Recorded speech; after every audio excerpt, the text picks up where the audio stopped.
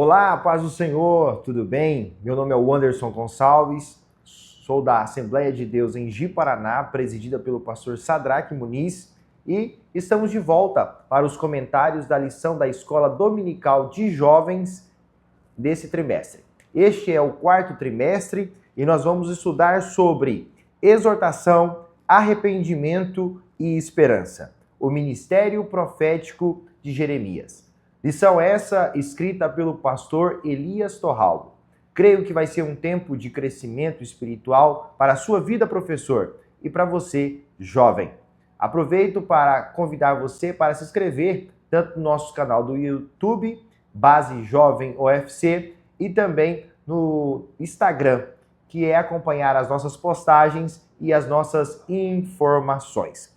Hoje, na aula de número 1, nós vamos tratar sobre o chamado de Jeremias. O texto principal diz: assim veio a mim a palavra do Senhor dizendo: antes que eu te formasse no ventre, eu te conheci, e antes que saísse da madre, eu te santifiquei, as nações te dei por profeta. Jeremias, capítulo 1, versículo 4 e versículo 5. Logo no início da lição, nós temos a máxima, o chamado de Jeremias. O resumo da lição diz: Jeremias foi escolhido e separado para exercer o ministério profético. Bem, ao longo dessa lição, nós vamos tratar de qual família Jeremias participava e qual foi o chamado para a sua vida. Ao longo da leitura semanal, observamos no Salmo 139 que Deus conhece as nossas vidas e que a nossa vida ela está escrita no livro do Senhor. Quando chegamos ao livro do Êxodo, percebemos alguém como Moisés que foi chamado por Deus, mas foi um chamado com a presença de Deus, evidenciando que podemos ser chamados pelo Senhor, mas precisamos, sobretudo, de sua presença. Quando caminhamos para Marcos capítulo 3, versículo 13, lá temos a escolha de Jesus. Jesus escolheu seus discípulos. Entretanto, o texto bíblico diz que Jesus passou uma noite toda orando e após isso escolheu os seus discípulos. E a escolha é após a direção que o Pai lhe deu após uma noite de oração, revelando o compromisso de Deus com o chamado de alguém e também a dinâmica do chamado. É aí que nós adentramos a lição sobre o chamado de Jeremias. E logo no primeiro ponto, tratamos sobre a natureza do chamado de Jeremias. E observando este livro, vemos que ele nasceu em uma família de sacerdotes, na cidade de Anatote, que ficava ao nordeste de Jerusalém. Os historiadores dizem que o nascimento de Jeremias se deu cerca de 650 a.C. Mais do que isso, o livro de Jeremias revela e expõe a sua humildade e também a sua humanidade, demonstrando a sua personalidade e também o seu sofrimento.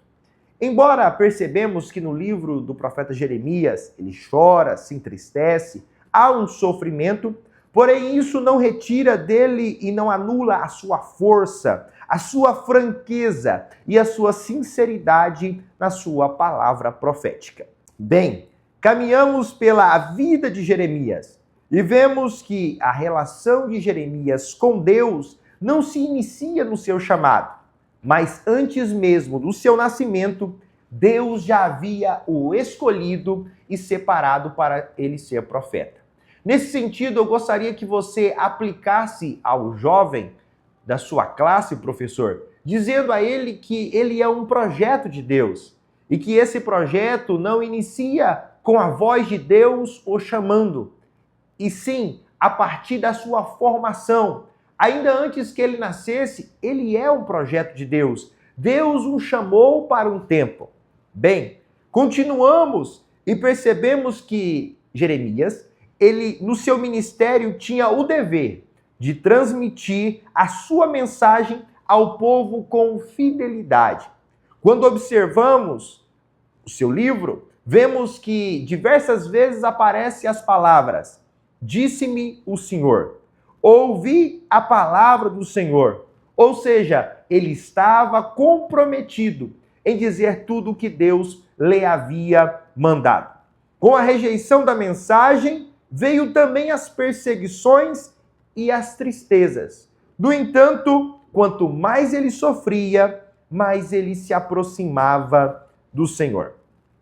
Há uma máxima de Deus para a vida de Jeremias, em Jeremias capítulo 1, versículo 19, quando Deus diz: pelejarão contra ti e não prevalecerão. Era a certeza que Deus estava dando para Jeremias: continue profetizando as minhas palavras, porque todas as perseguições não serão suficientes para parar a palavra profética que eu liberei para os seus lábios. Ou seja, diga ao jovem sobre a importância da fidelidade a Deus, sobretudo, obedecer às autoridades espirituais, obedecer à liderança e obedecer à direção de Deus, e cumprir aquilo que Deus o chamou para fazer. Nesse sentido, chegamos ao segundo tópico, que fala sobre a mensagem de Jeremias. Jeremias, ele profetiza em um dos períodos mais sombrios da história de Judá. Por quê? Fruto das escolhas de Judá, más escolhas. Eles abriram mão de um manancial de águas vivas e foram para cisternas rotas que não retêm águas. Jeremias capítulo 2, versículo 13. Evidenciando que eles preferiram abrir mão da santidade e da pureza e de viver uma vida completa em Deus ao viver uma vida de pecado em cisternas rotas, cisternas sujas de pecados. Quando olhamos para o padrão moral de Judá, vemos que eles buscavam a ídolos e manchavam-se no pecado. Mais que isso, eles se aprofundavam em uma vida distante de Deus, vivendo em sua rebeldia. É nesse cenário que Deus levanta o profeta Jeremias. E Deus dá pelo menos duas visões. A primeira visão que Deus dá a Jeremias é de uma vara de amendoeira. Ou seja, Deus revelava que ele é fiel e ele tem compromisso com a sua palavra. A segunda visão que Jeremias tem é uma panela que fervia inclinada para o norte, revelando o juízo de Deus e a invasão que viria da Babilônia.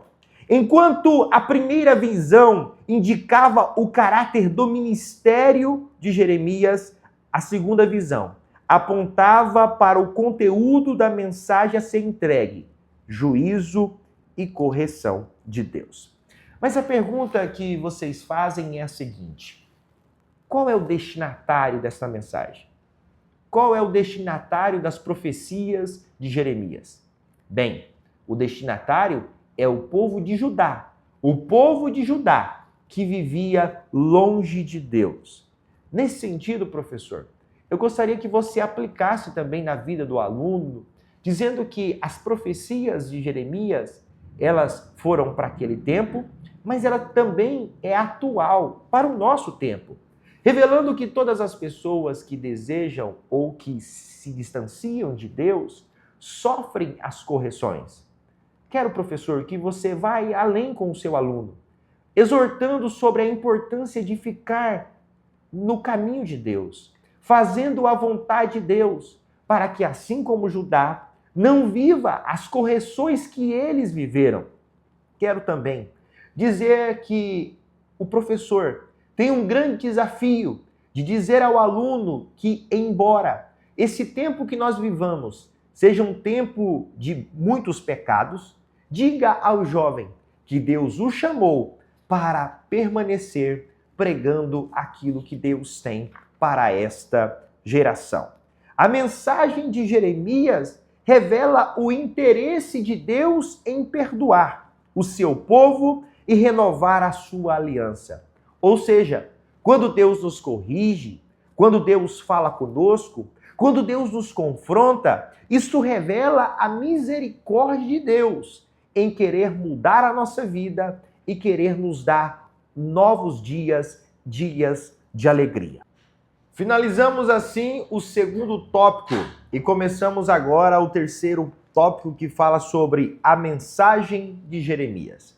Bem, conforme nós havíamos já conversado no primeiro ponto e no segundo ponto, nós falamos que a mensagem de Jeremias ela tinha um caráter de confrontar os pecados de Judá.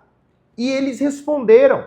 E naturalmente, todos nós, quando temos uma palavra de Deus, desejamos que, à medida que liberamos essa palavra, esse direcionamento de Deus, as pessoas reconheçam o seu pecado e se inclinem em fazer a vontade de Deus. Bem, mas não foi isso que aconteceu com Jeremias. Quando nós olhamos para Jeremias capítulo 6, versículo 16 e 17, quando olhamos para Jeremias capítulo 18, versículo 18, percebemos que o povo rejeitou a palavra e, mais do que isso, começou a maquinar o mal contra Jeremias. E um dos males que eles tentaram fazer foi arrancar a sua língua, para que assim ele não liberasse as palavras que Deus lhe havia concedido. Bem, por causa disso, o texto de Jeremias 20, capítulo 20, versículo 7, diz que há nele um profundo sofrimento. Quando olhamos para o sofrimento de Jeremias, percebemos que Jeremias teve que lidar com a solidão, com a dor permanente e com dúvidas profundas. Entretanto, contou com a direção e o cuidado constante de Deus. Fazer a vontade de Deus é sem dúvida um grande desafio, mas precisamos ter a convicção que teremos a direção de Deus e o cuidado dele em nossa vida.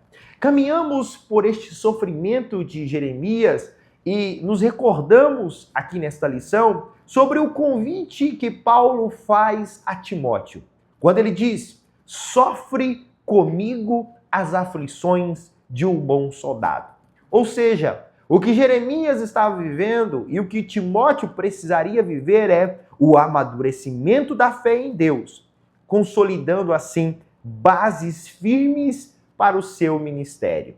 Neste ponto, professor, gostaria que você convidasse o seu aluno a se aprofundar em oração, em leitura bíblica, em jejum e dizer sobre a importância de ser amadurecido, ou mais do que isso, amadurecer na vida espiritual, ter estrutura para vivenciar e viver, seja qual for o desafio. Bem, quando chegamos ao final desse terceiro ponto, vemos que alguma das profecias de Jeremias realizou-se naquele tempo e outras após a morte do profeta. Entretanto, ele não parou, mas profetizou tudo quanto Deus o havia mandado. Finalizamos aqui esta lição dizendo sobre a importância de entender o chamado de Deus, sobre dizer sim ao chamado de Deus e, mais do que isso, cumprir até o fim. A Bíblia diz: ser fiel até a morte. E foi isso que Jeremias foi. E é por isso que o ministério deste profeta é um ministério bem-sucedido, porque ele se inclinou a viver tudo que Deus tinha para a sua vida. Nesse sentido, professor, oriente seu aluno a viver tudo quanto Deus tem para a sua história. Encerramos assim esta primeira lição desse quarto trimestre, esperando que seja bênção para você e para sua casa. Nos vemos a semana que vem. Deus te abençoe.